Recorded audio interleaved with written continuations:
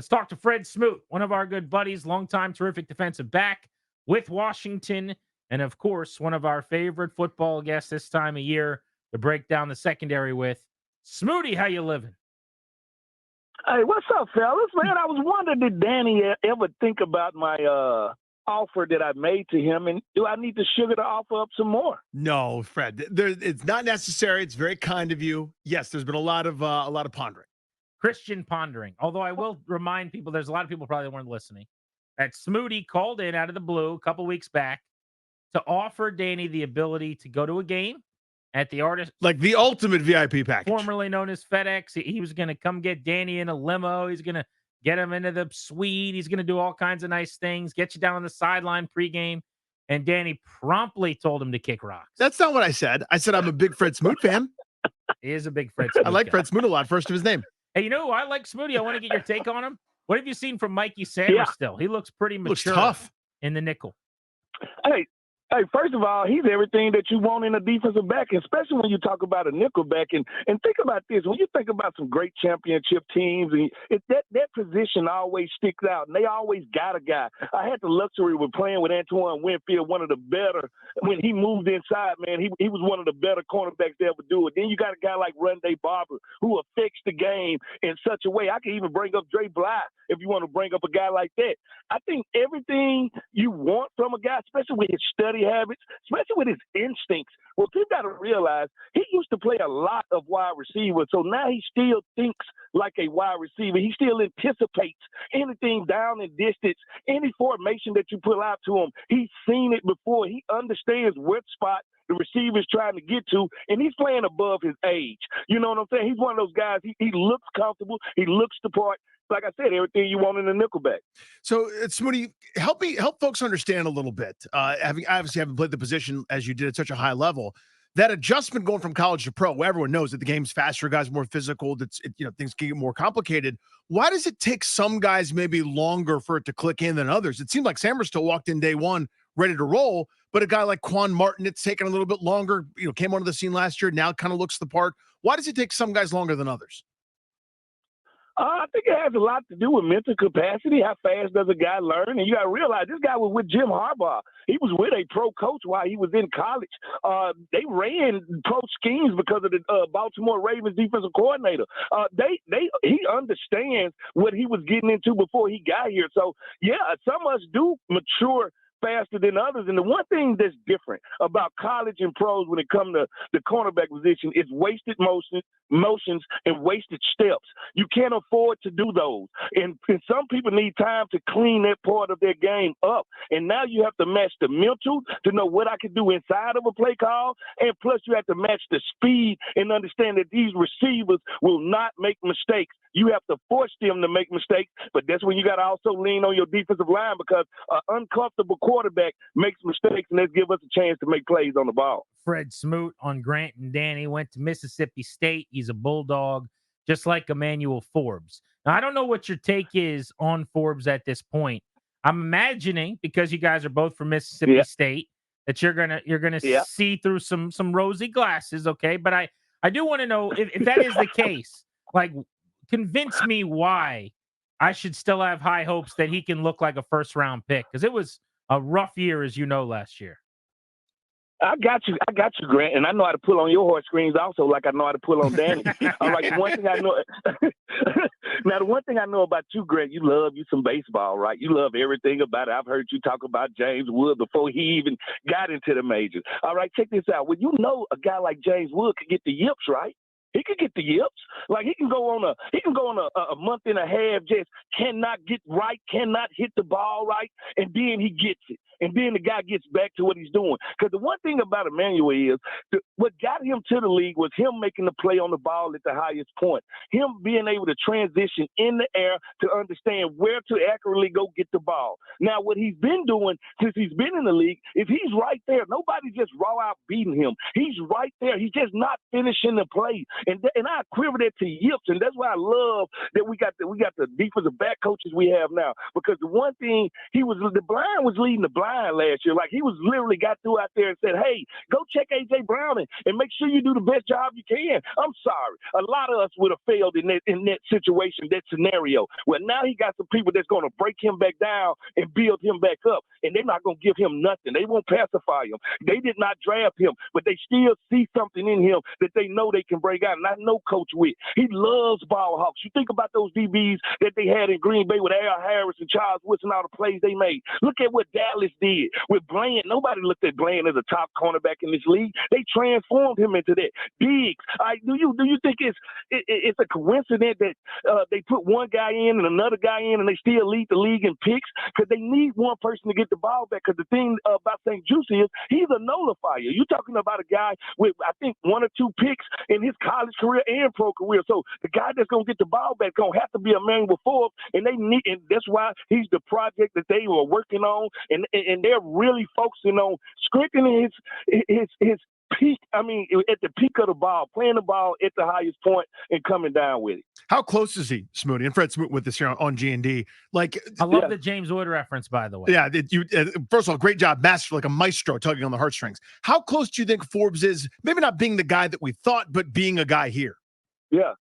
Well, guess what, Danny? He one play away. You know when you make that one play that says, you know what, I'm back, I belong. It's only one play that he needs to make to come in, and I'm hoping it happens in that first game. Like, if you get back into it and understand, then he'll stop thinking. The one thing about the cornerback position is, if you think long, you think wrong. You got to react. We are not dogs. We are cats. The one thing you can't ever do is afford to fall on the ground. Second thing you can't ever do, be behind your guy when you're not supposed to be behind your guy. Understanding where I need to be at, but it only takes one play. And when he makes that one play, he'll come out of his shell and understand he do belong. And I'm telling you now, playing in this defense, this is a defensive back friendly defense. He won't be, how should I say, in emergency mode all the time, trying to get out of there. What I want to do I want him to slow his back pedal down, lower his back pedal, and start the attack going downhill like he did when he was in college.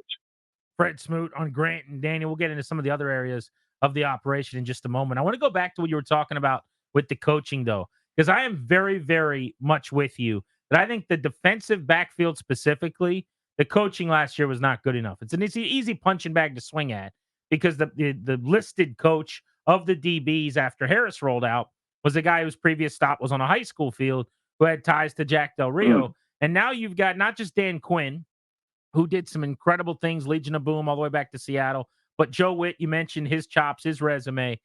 I think that these young DBs, maybe more than any other position group, should be giddy about the coaching they're about to get. Oh, no, more than giddy. And guess what? They also strengthen the middle of the defense. Look at the better defenses in this league. You look at San Francisco. Hey, even the Cowboys. I can't hate on the Cowboys. Very good defense. You look at the Ravens. The middle of their defense, the linebacking core changes everything. The defensive linemen, when they make tackles when guys get started. Those violent collisions happen from the second level and the third level. So when you get that second level fixed, that second level causes chaos. Not just in the run game, but in the passing game.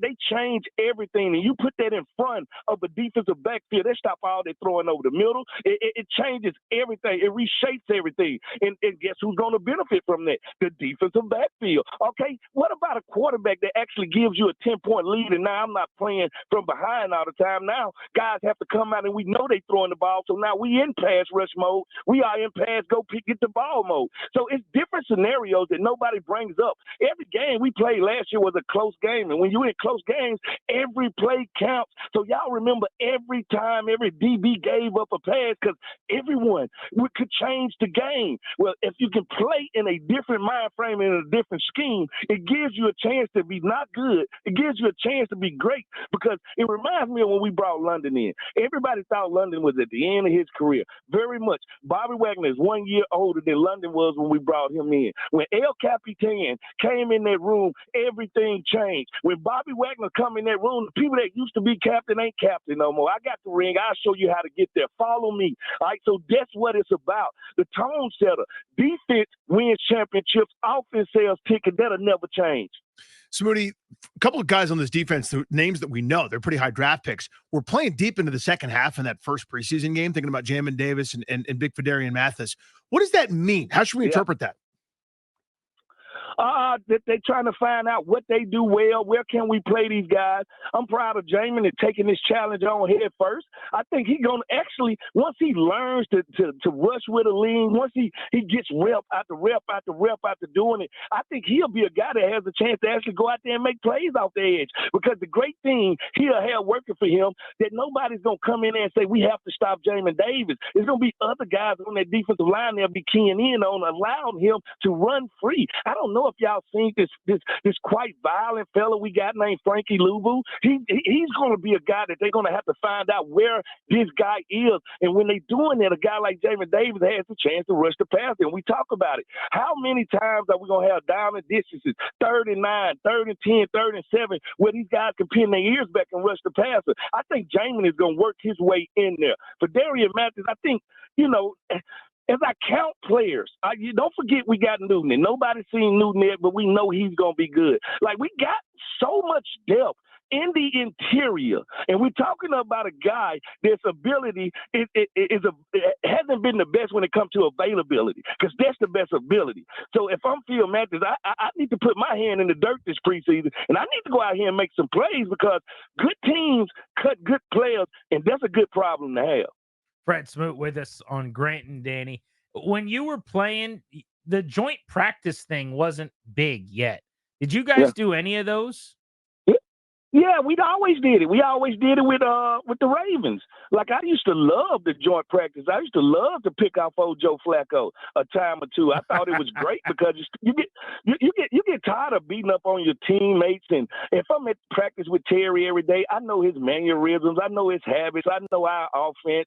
So it's a little cheat code in there for me too. But when we get out there and we're playing against guys on the other team, we get to measure ourselves up. We get to do a lot more when it comes to the playbook. And I think that's the part y'all not understanding. Like, they go into these preseason games and they show nothing. All right, but at one of these padded practice, we can get super detailed. We can do situational stuff. Like, we don't even know if we get into the red zone in a preseason game, but at a padded practice like that, we can do 20, 30 plays of nothing but red zone. All right, the one-on-ones even mean more. Like, everything changes when another team comes, and I know we get feisty, and I know we fight, and that's just part of it. Brothers fight. But at the end of the day, I think the coaches get a lot from it, and I know the quarterbacks and the rest of the people get a lot too.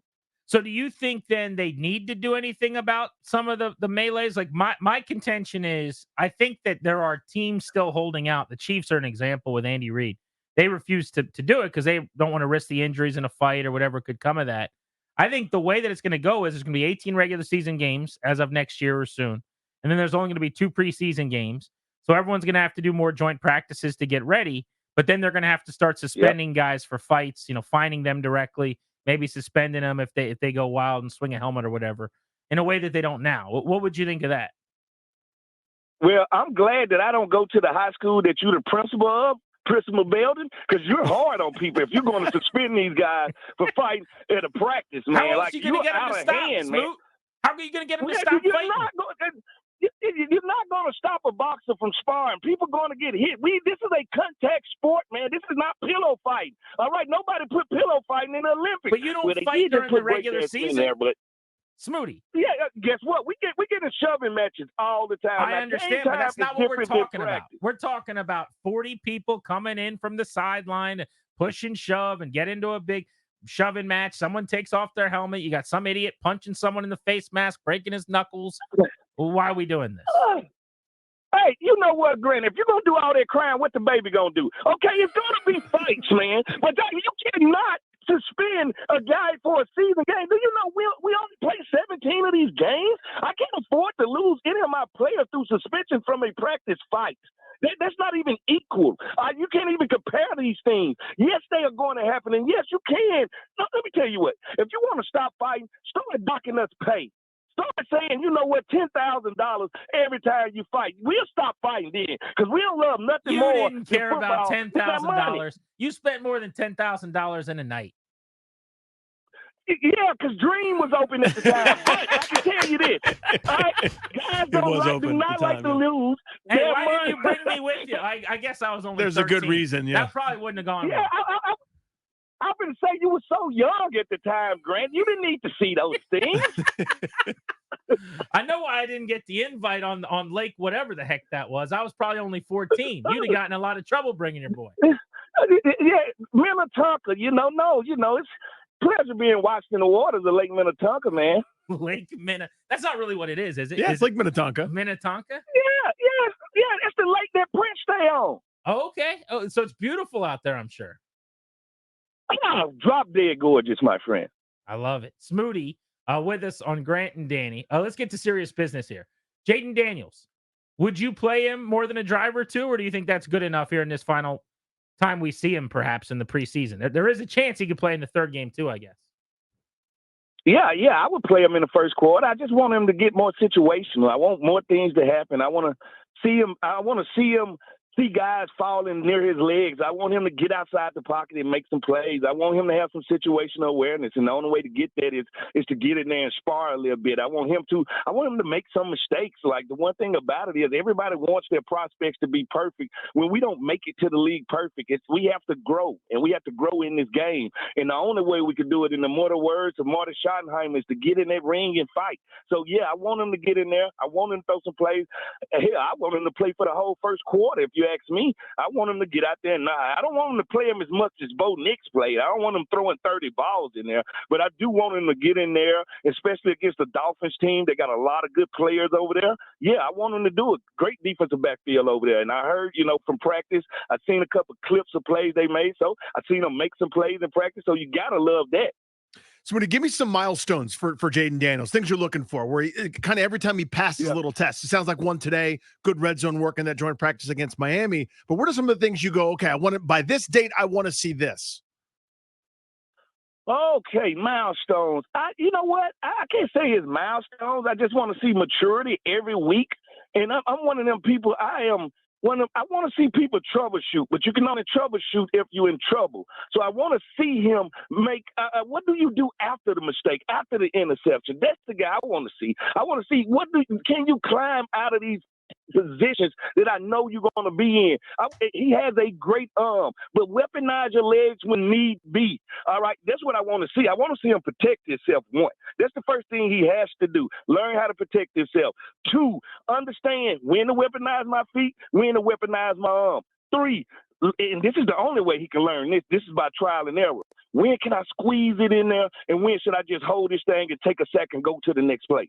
These are the things I need to see a quarterback do. But naturally, with his work habit, naturally with his arm talent, naturally how he's calm, cool, and collected, I think he has a chance to beat it. And I know how people feel it, because everybody got Bobby three-stick-itis, and everybody think it's a chance that he's going to be very much like Robert Griffin. No, they are two different, totally people, because the person, Jaden Daniels, is going to be what take him to the next level. Smooty, we're hanging out next Saturday, a week from this weekend. You, me, and Danny, among others. We're going to be at the AWOD Football Festival in Richmond. Oh, yeah, most definitely, guys. I'll be down there. We're going to enjoy it. Maybe we can actually get Danny to actually drink a beer again and put gluten in his body, because I know he's been taking care of his body so much lately. Well, maybe he could do that with, some old pals. Just getting back together, getting the band back together. I still owe you some bourbon, so I might have to scoop some before I get down there. Yeah, but make sure it's Basil Hayden, friend. That's what friends do. I knew you were going to say that. You're such a Basil Hayden mark. I don't know if that's in my budget. We'll have to see what happens. Oh, yeah, big money, Grant. Yes, it is. But it'll be fun. I look forward to seeing you. Good, we're going to be down there throughout the afternoon. We're on in Richmond right now, so for our Richmond audience that's going to the event, and anybody up here that wants to go down, Smooty and other guests from the Commanders are going to be joining us. It'll be a really fun day all day long down in Richmond. A week from Saturday. So we'll kick it, man. It'll be good. All right, Danny, and I'm looking forward to seeing you at the game. I'm going to be relentless. I don't care if I have to send a helicopter, a dragon, whatever I have to do to pick you and lift Danny up. We're gonna make that happen this year, my friend. We're gonna get our fan base back, one fan at a time, starting with Commander Danny. If you send me a dragon, I'll go. There you go. That's all it takes. I can the way Fred operates, he is so relentless. I can see like a car showing up in front of Danny's house that's just designed like a dragon. Or the license plate just says dragon. Yeah, Look, this counts. It's like, look, it's a dragon. Or just like one of those old skateboards, dragon skateboards. Oh, good pull. The dragon skateboard. Smoody, thank you, buddy. You're the We best, bud. appreciate you. Hey, anytime, fellas. Thank y'all for having me on. See you, pal. Love talking to Smoody. Always so fun.